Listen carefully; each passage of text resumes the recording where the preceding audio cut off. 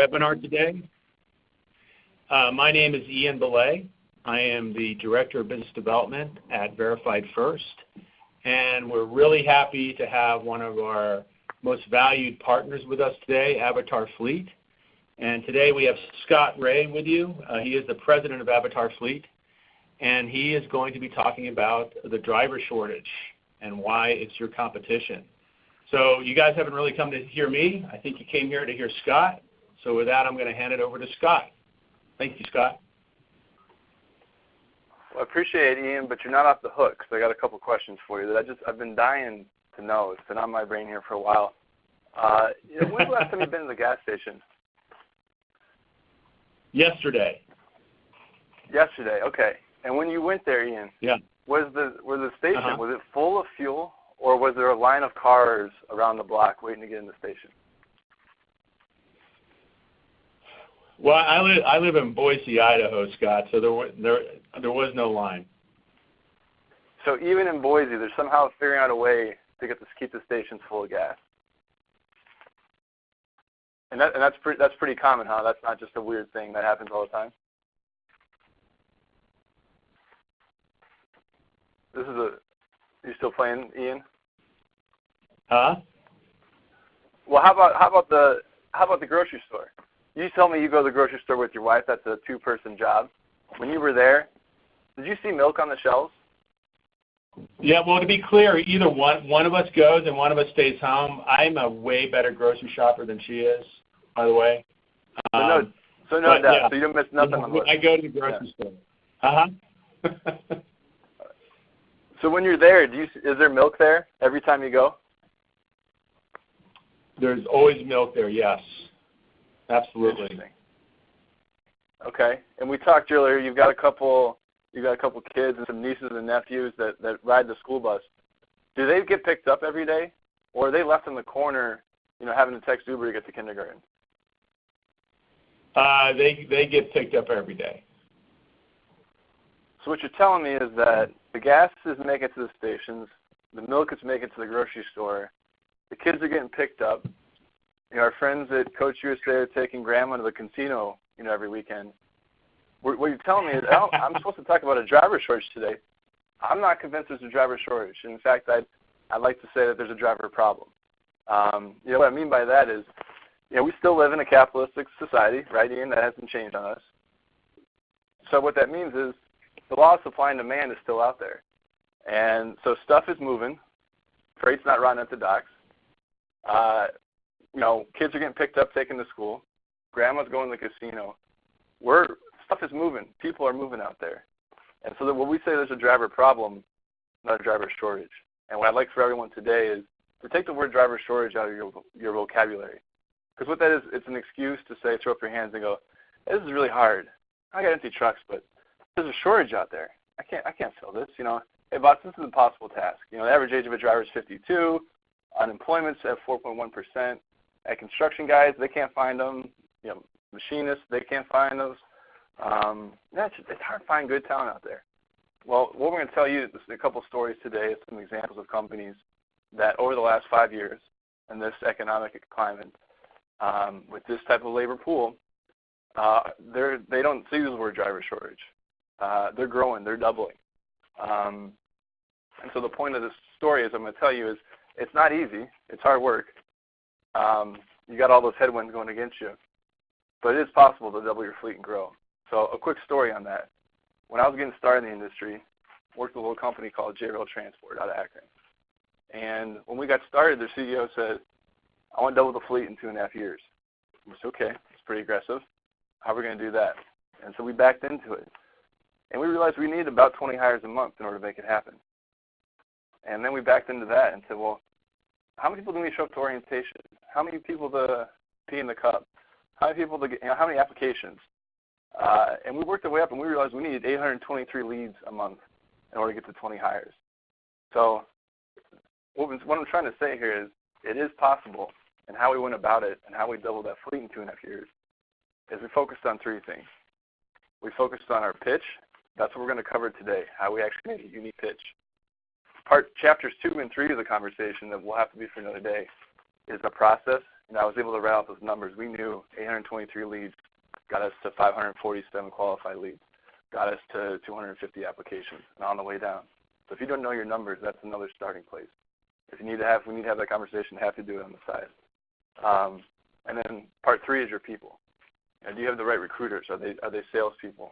Are they really to dive into the driver's pain points? Figure out what's going on with them. How do they work them? This is on the driver's side. You know, they're the ones that hold the cards, so it's on their schedule. If they want to chat with you on Facebook at 12 o'clock at night, are your people willing to do that? Because that's what it takes. Because if not, someone else is. And while you're top of mind, the driver, that's your time to jump on it. So what we're going to focus on today is just that. We're going to come up with that unique pitch.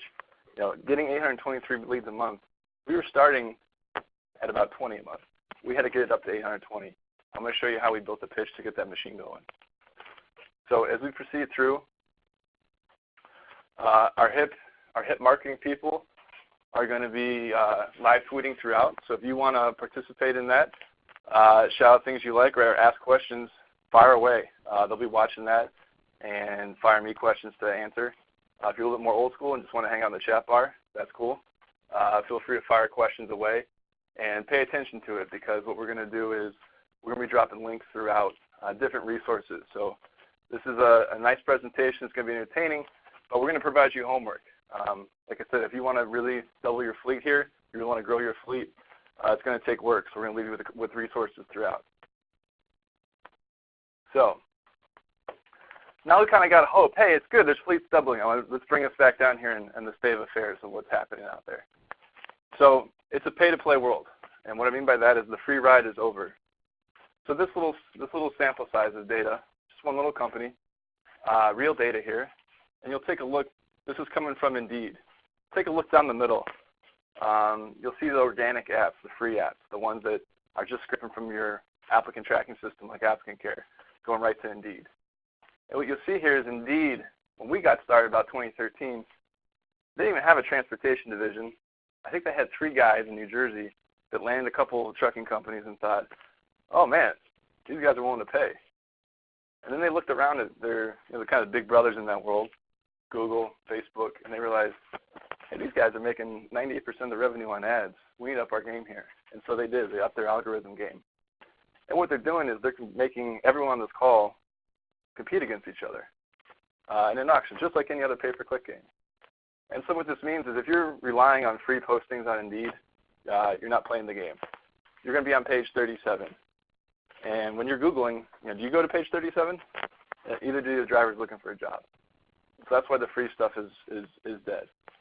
And if you look on the far right side, the cost per app, why that's going through the roof is as this just becomes more and more competitive out there, as I'm going to show you with the spends, everyone on this call is competing against each other. And they're driving up the kites because they're saying, you know what, maybe I'll pay $5 a click. Maybe I'll pay $6 a click. Maybe I'll pay $7. And we're that frog that's boiling. And you're going to wake up one day and your advertising budget's going to be doubled. And what I'm going to show you is that doesn't have to be the case. So take a look here at this is just a little sample, random sample here of a couple different transportation companies. I want to take a look here at this left-hand side there. Look at the spend. And so this gives you a little ballpark. You can take a look at the power units and see where you are and how you stack up. If you're in the neighborhood, I just want to let you know this is what's happening. This is real. And you may say, hey, Scott, we're not that size company. We don't compete. Or, hey, that's a trucking company. I'm a busing company. We don't have that kind of problem. Well, the thing is, y'all are competing for a driver's a driver. They got a CDLA or they don't. And you all are on those auction sites that I described. Indeed, you're on Facebook. You're driving up the cost. And so maybe that bus company is not your direct competitor for freight, for business, but it is driving up the cost of your advertising. So we're all in the same boat together regardless of what industry we're in transportation. And what the story is saying, you can either spend more money or we can take a look at our pitch and be more effective how we attract people in the first place. How we go about doing that is a purple cow. So if anyone's heard me, I see a couple names here before that have heard this theme before. The purple cow is something unique that stands out. It's that simple. That's what we want to be creating with your advertising. When you take a look at your ad, when you take a look at your competition, you guys all look the same in the world. You look at these cows here. You say, okay, that cow's got a little bit more black, that one's got a little bit more white. But then it's a cow. It's not something that's going to stop my attention if I'm a driver. A simple way to evaluate where you are in the process of a truly unique pitch is take a look at your job ad and take the logo of your top competitor and slap it on top. And go down the line and cross off anything, on your job ad that would apply to them. And what you're left with is what's truly unique about you. If you guys are saying the same thing, you're a black and white cow and you're a black and white cow. If I'm a driver, why do I care? How do you stand out? You're all saying the same thing. I know I got some friends from Flying J in the call. So the next time that you're taking a pit stop on the road, having the Interstate's best coffee, that you take a look at the driver racks outside the men's room. And you take a look at those ads. Those cards are all interchangeable. Sure, maybe a cents per mile might be higher or two, or the home time is great versus good. Those are all platitudes. There's nothing specific here. We could take some of those little cards, the little baseball cards. Again, interchange logos and everything would apply. It would be the same. So this is the concept of we got to stand out, folks. Transportation ads for driver positions are no bueno. So how do we impact that? How do we make it better? So the concept is start with the why. Start with things that whys inspires people to take action. A why is something that I look and say, hey, they understand me. They understand where I'm trying to go. They understand my goals, my challenges. This company, this job has helped get me where I need to be. You struck a chord with them.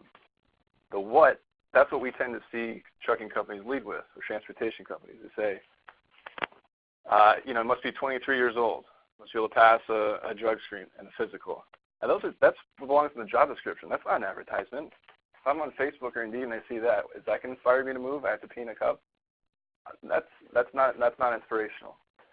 So think about the why. And Mark, our genius little marketer here, is going to put in the chat bar a little your first homework assignment.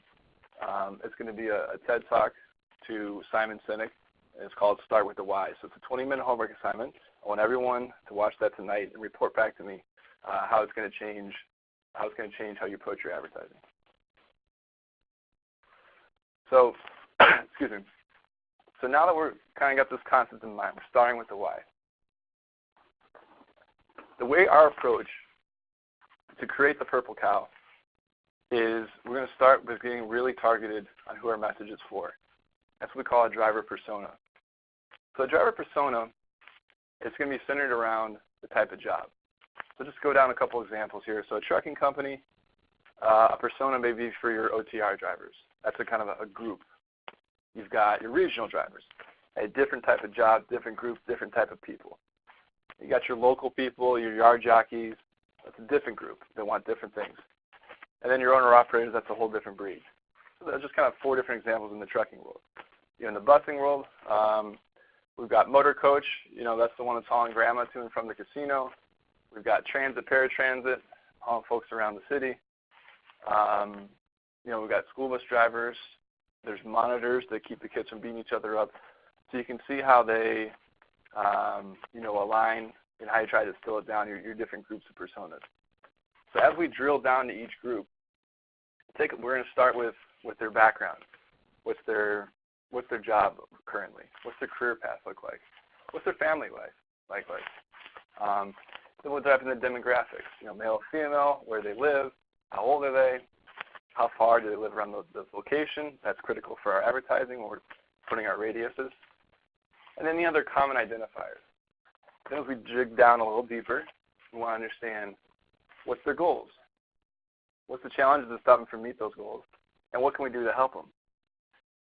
And as we're asking these questions, we've got a set list of stay interviews that we'll do with current drivers, as well as exit interviews with drivers that have left us.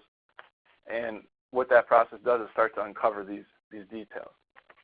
And as we're going about these interviews, we're going to take copious notes on what real quotes are. This is going to end up in our advertising. 9 times out of 10, this is the good stuff. This is coming right from the drivers. Has that real vibe to it, almost like a testimonial. But they're the ones that are going to tell you how you're unique. Why do they stay here all the time? hey, Mark, I see you've been driving with us for 10 years, and you show up on Mondays after we pay you on Fridays. Thank you. Why do you do that? These are the type of questions that get you in there. So Mark is going to, our marketing guy is going to put in here a link to our template for driver personas. So you can click on that and actually download it, and it'll just walk you through the process of creating these. And if you have any questions on the state interviews or exit interviews, you've got us as a resource. So now we've got our personas boiled down, and we think we got our pitch based on talking with our drivers, and we want to make sure that this is real. So we use what's called the Post-it note test. That's why I've got about 647 stacks of Post-it notes in my office. So if you need some with Avatar Fleet brand, give us a call. We got hundreds of them. What we'll do is we put 3 Post-it notes for each persona. So let's use Regional Ralph as our guy. So Regional Ralph, we're going to put the top 3 reasons why Regional Ralph would join and stay with our company. Then we compare it to other regional jobs, our top 5 competitors. We put our top 5 across the board on the wall. And we take a step back, and we see there what's on our list that could be applied to anyone else's. If it's the exact same, or if it's a platitude, we need to take it down. So what I mean by a platitude, again, great pay, great home time. What does that mean? That's not specific. That doesn't say anything. Great's very relevant to who you are. Maybe you don't have to lose the Post-it altogether, but you can tweak it to make it more specific. Again, something that no one else can say. So once we've got our list together, we put our Post-it notes on the wall, and we can look down the line, and we don't have anything that duplicates. Now we've got our top 3 points, and yes, keep it to 3. So now we're starting to hone in on the pitch. And to really narrow it down and really get us focused on our persona, we're going to use this little equation that we do. So, cultural brand statement equation. So let's keep going with Regional Ralph here. So I'm going to use an example of a real company here that's had that I mentioned earlier that was doubled its fleet. And it did this 4 years ago before guarantees were popular. That's part of the reason why it was truly a purple cow. So we said for Regional Ralph, and Regional Ralph, he was a Class A CDL driver, and we wanted, in this case, to have 6 months experience. Now, we also had a training program. So we would have training TED, and we would hire folks right out of CDL school. And that was a different persona. They had different pain points, a different pitch because they were an experienced driver. They didn't have context in the industry. It's a whole separate campaign. Just a quick side note. If you caught here early in the presentation, the average truck driver is 52 years old. If you don't have a finishing school program and you're not going right after schools right now, when are you going to start getting the pipeline? The young, we already know and whine and complain about the millennials that want to work and join the industry.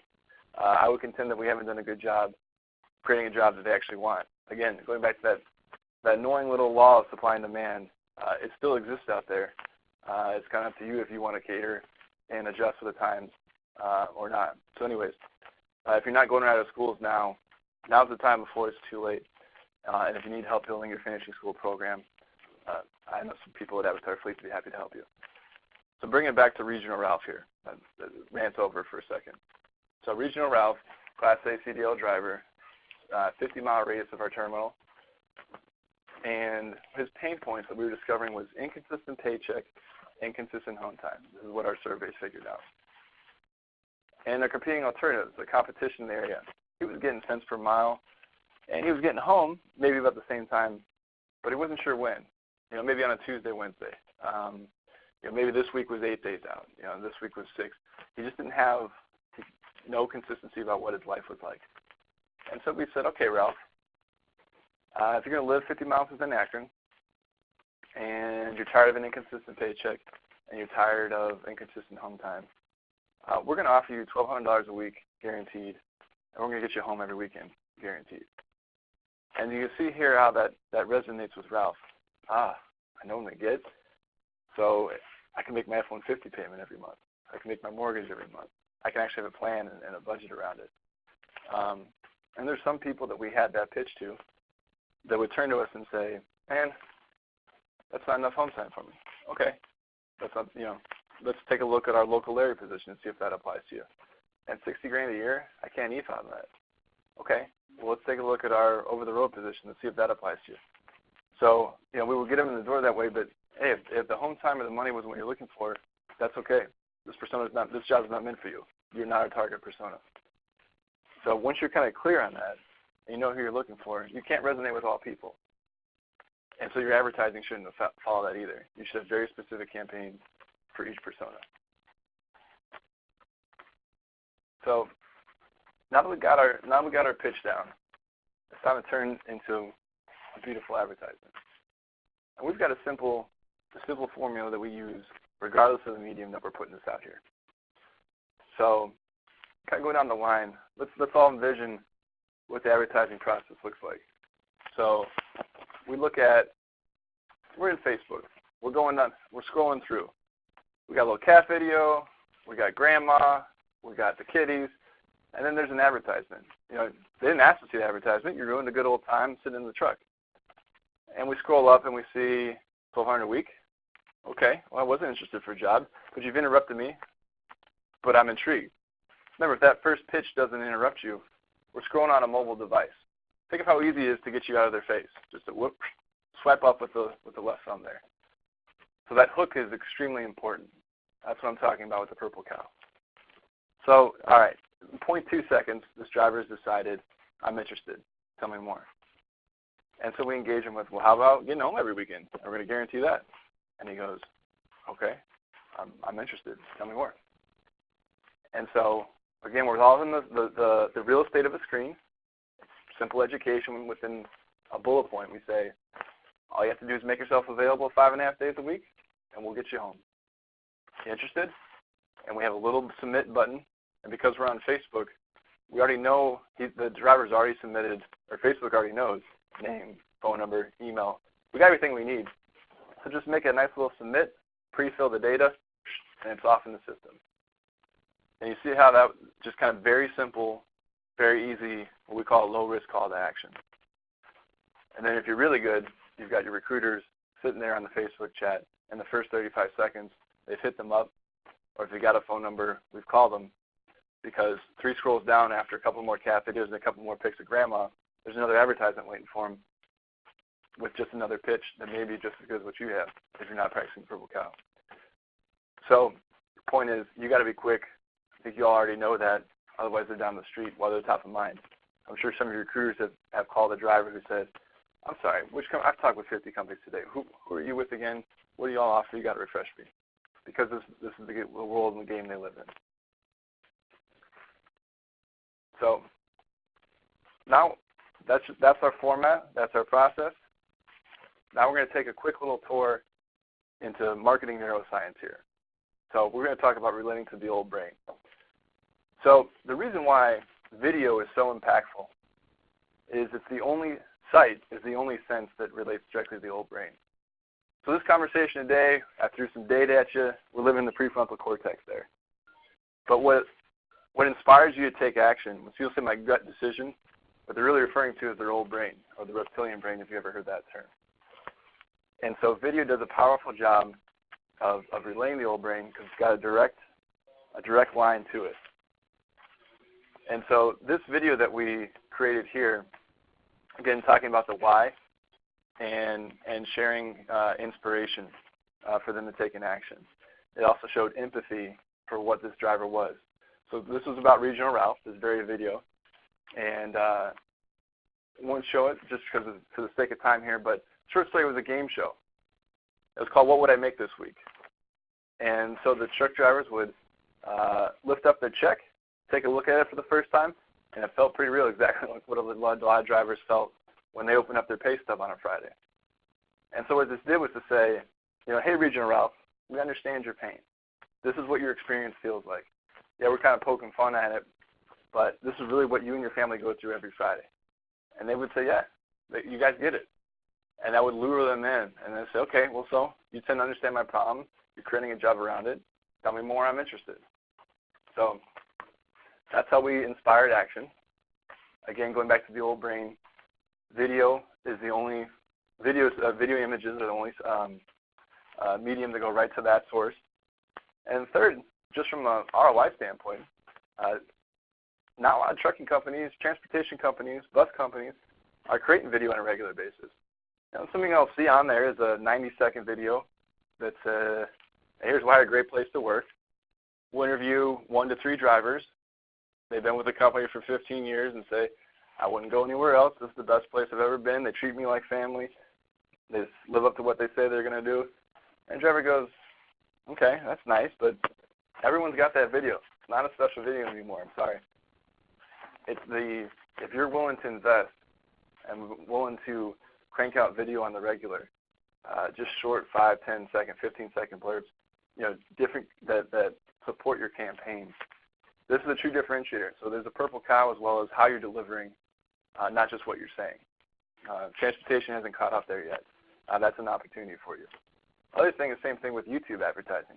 If you've got that video library, YouTube's a great value play right now.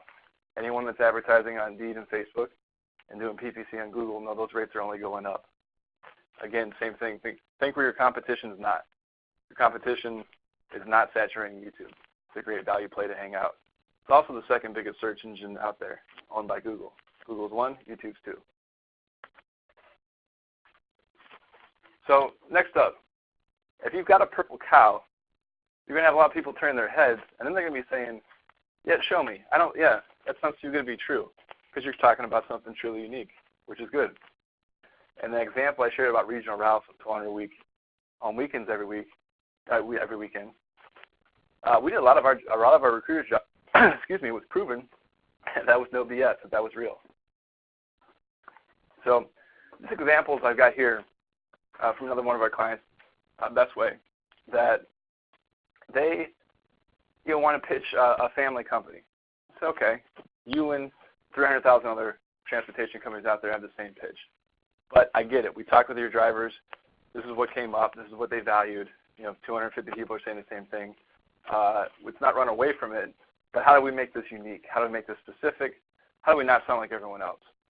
And so, in terms of the campaigns that they would run, so now we're kind of shifting into the campaigns and how we prove it, not so much the pitch here. So when they were saying they would do health and wellness challenges, and the genius behind it is they would involve the families. So if you see here, the pretty young lady in the pink, that's a wife of a driver, and the whole competition was take a picture of you do something active and send it to us via Instagram. So they got the picture, and whoever had the best of the week, they'd win, and win just a simple, $10 gift card, something simple. We see a driver here getting buffed on the right-hand side. So the beauty here is, one, they've got the family involved. Why that's beautiful is, if the driver's thinking about leaving, it's a family decision. And you believe she's going to be thinking, well, hey, Ralph, what else are we going to get a company that cares about us, that cares about our health, that cares about our wellness, and pay for our gas that week? Are you sure you want to leave? Let me tell you this way. I'm the decision maker in this household, and you're not leaving, pal. And that, you can think about it that way. That's the beauty of when you're doing campaigns of how you get the family involved. In the center here, the other thing they would preach is, hey, we invest in our drivers. Okay, that's a platitude on itself. Tell me how you're going to prove it. Well, they've embraced our CCC defensive driving system, and what they're doing is they're certifying their drivers and their instructors.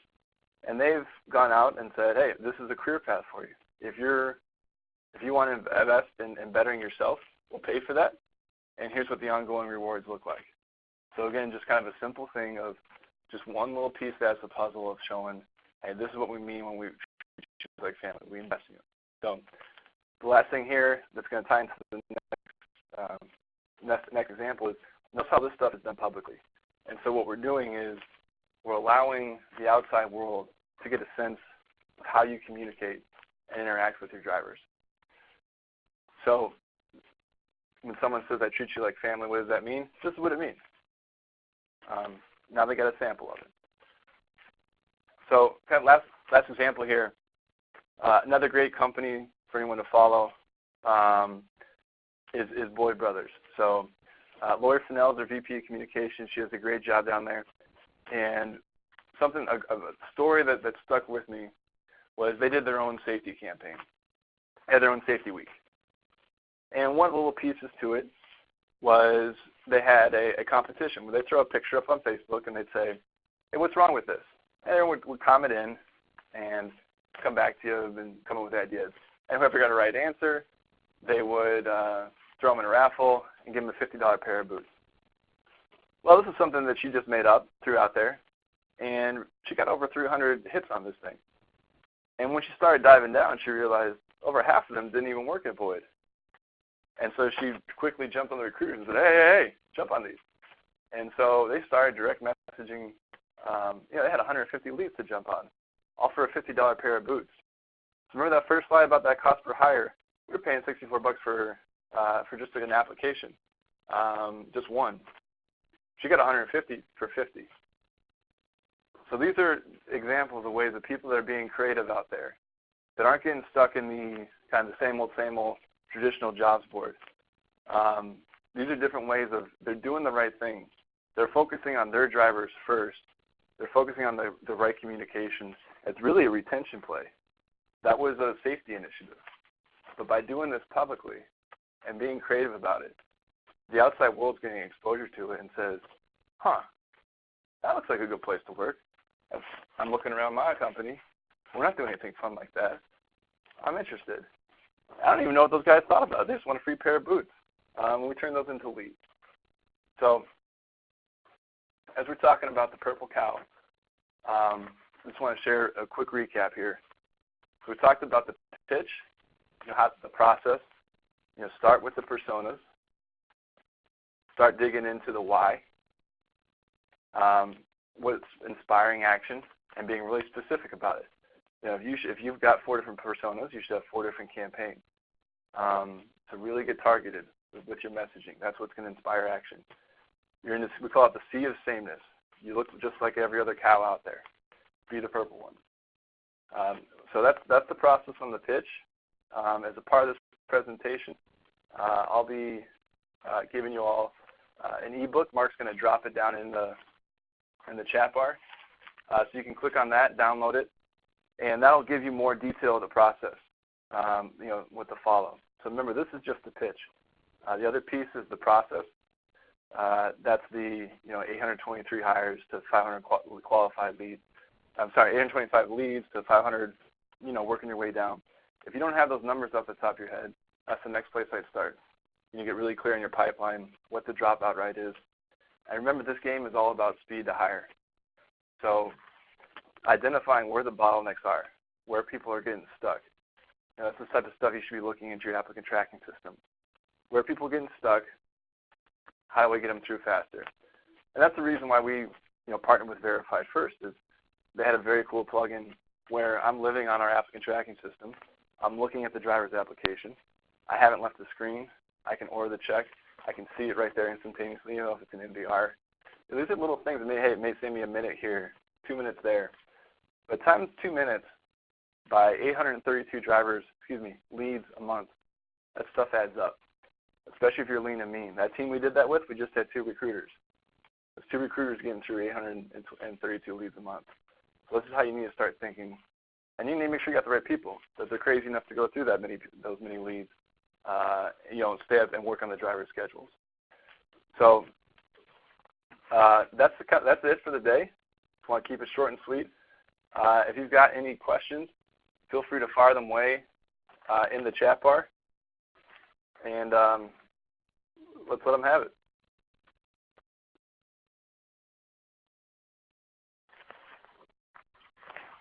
So thank you, Scott. Let's give it thank you, Scott. Let's give it a minute and see if we get any questions, and then we'll share those with you. So if anyone has any questions, go ahead and type in the chat bar right now.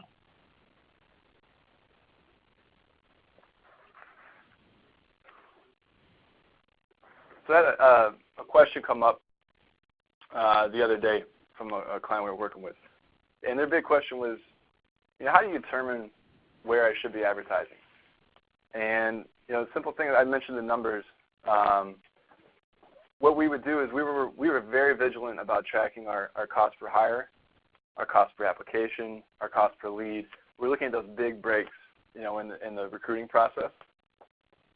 And that's where we were identifying. It's just kind of a simple game. We pulled the trigger. You know, what's working based on those numbers. You know, a lot of leads isn't necessarily a good thing if they're not turning into hires. So that was the primary number, cost per hire, with the volume they're generating. And you work your way up the funnel to cost per app and cost per lead.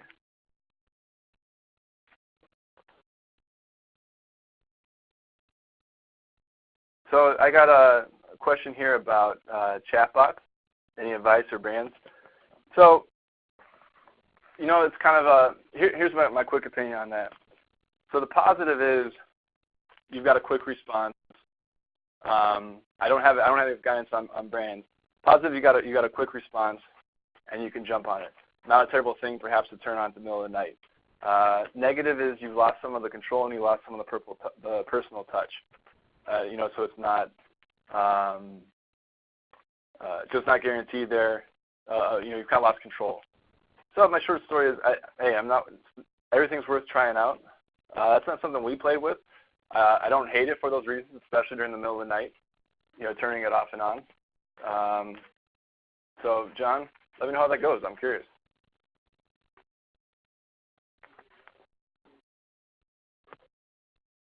So here's another question. How do you spin the downside to driving to something positive to attract candidates, except long hours, 12 weeks of training, etc.? So, you know, I wouldn't, you know, you don't want to be walking away from what the job is. In fact, call it the realistic job preview. We want to take that head on. But I would, you know, kind of starting, if you saw here, I start with the why. So we go dive into those personas, and we start with, hey, where you are as a person. Where do you want to be with your career? What are your top goals? And then you dive into a plan with them. So when we focus with companies on driver retention, we do a simple, you know, expectation sheet. And we do this with our employees here at Avatar Fleet. Well, we set their career path, and we don't shy away from it. If someone says, hey, I want to be in this position in 5 years, great. I'm going to tell you how to get there. You know, with a driver, where do you want to be? And let's talk about it. Just take it a year at a time. And on a simple page, let's track progress throughout. And like any job, sure, driving's got long hours. Sure, sometimes you got to work on holidays. That might not always be the case, but there's other industries where that happens. And so I think you embrace it head on, but start with the engagement. Start with where they want to be when they grow up. Start with what their goals are. Work on the plan to help them hit there. And then when you show them what the job's going to be like, just say, hey, this is part of the game. This is part of the process if you want to get to where you want to go.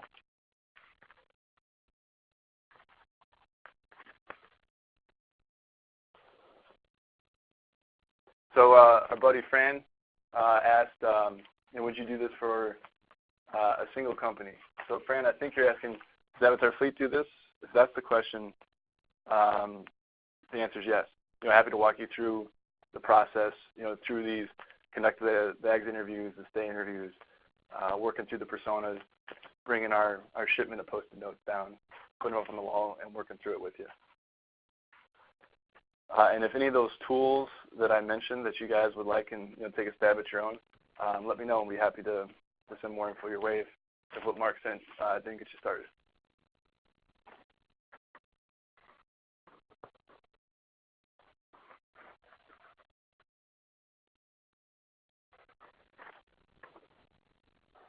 Any other questions from the team?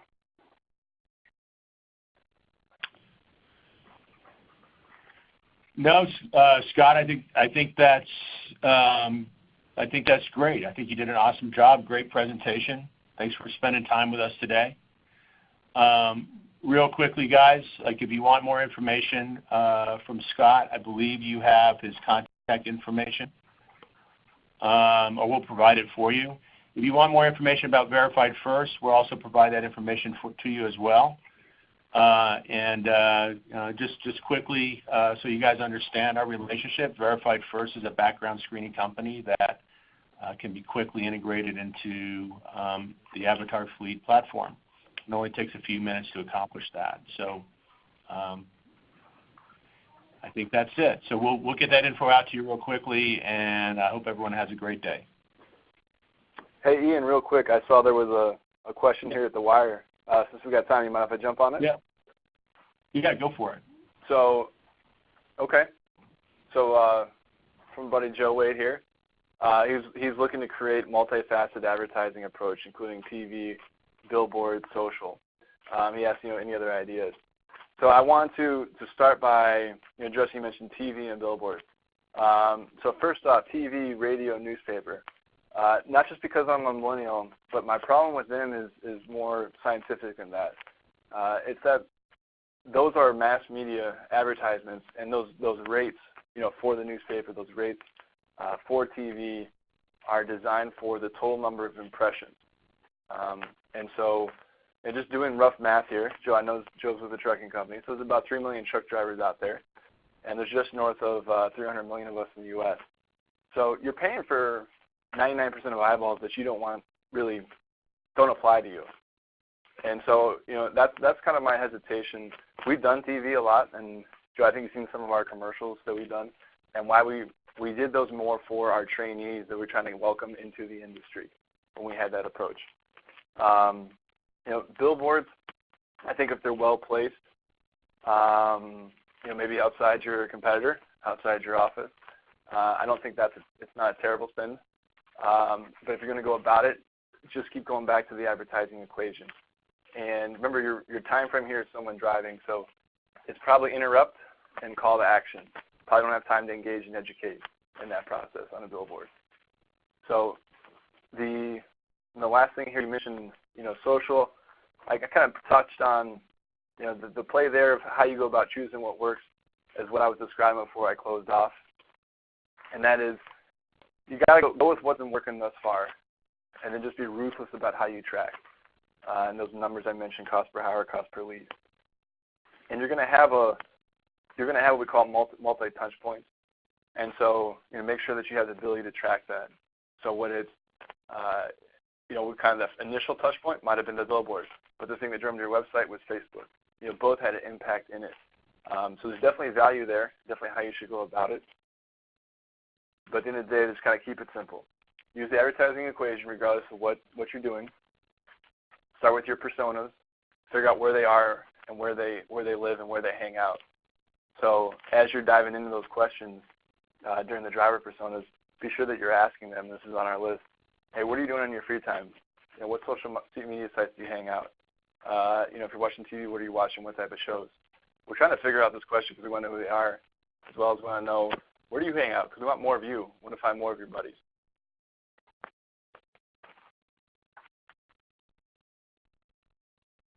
So, Joe, hopefully that helped. That's kind of my spin on the matter, and let me know if you want to talk about it further.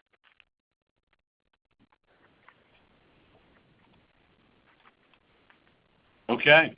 All right. Well, thank you, Scott. Everyone have a great day, and have a great weekend. Thanks, Ian. Appreciate it.